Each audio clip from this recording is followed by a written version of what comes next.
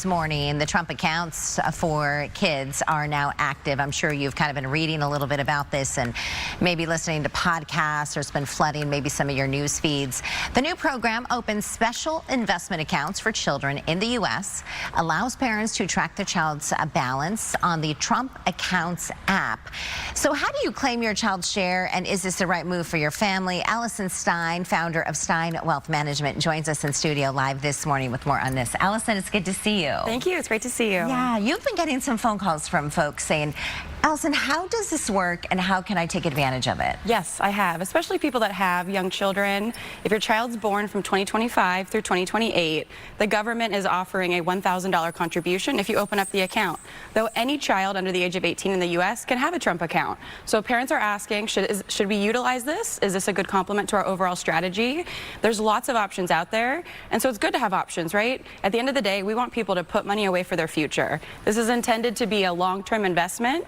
The funds don't become accessible until the child turns 18. At that point in time, it transitions to a traditional IRA. Okay. And so those rules apply, where there are ways to access the funds before retirement if need be, but really meant to be a long-term investment, but a great way to put more money away.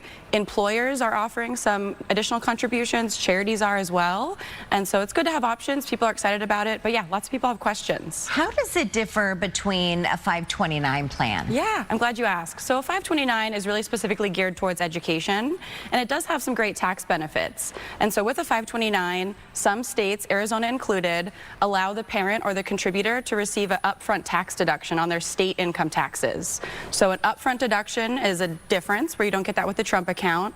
The funds in the 529 grow tax-free, and they come out tax-free as long as they're used for education. But the Trump account is more broad, more general investing for long-term. So if you're looking for just education, the 529 is wonderful, but the Trump account can be a complement. So it's not necessarily an either or.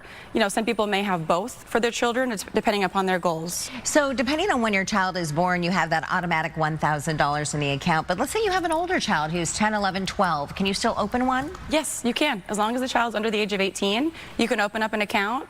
You can do so. There's a tax form you fill out, or you can go to the trumpaccounts.gov website and open up the account. They're trying to make it a very easy, streamlined process so that any child can open up the account. The parent administers it until they're 18 and helps them with it. But yeah, most definitely. I was listening to a podcast on this, and it talked about how what's different about this too, let's say your child doesn't want to go to a standard university or college, and maybe they want to use the money to buy a house or buy a car or something like that. Can they use the money in the Trump account to do that? Yes, yeah. So the traditional IRA rules apply, and so there are ways to avoid an early withdrawal tax penalty for a purchase of a home, for education. There's some other things out there, and so we're getting some more clarity around all of the uses for it. But yes, it's more broad. It's not just education. Yeah. And so that's really what's interesting. A lot of parents wanting, to open up the account to have more use for it if they don't know what their child's future holds. If it's not necessarily a traditional college route, that can give them more flexibility. And just one last question, we have about 15 seconds, but can you use 525 funds for things like dorm rooms and food, cards for your university students? Yeah, 529 plans have become a lot more broad in their usage, not just tuition.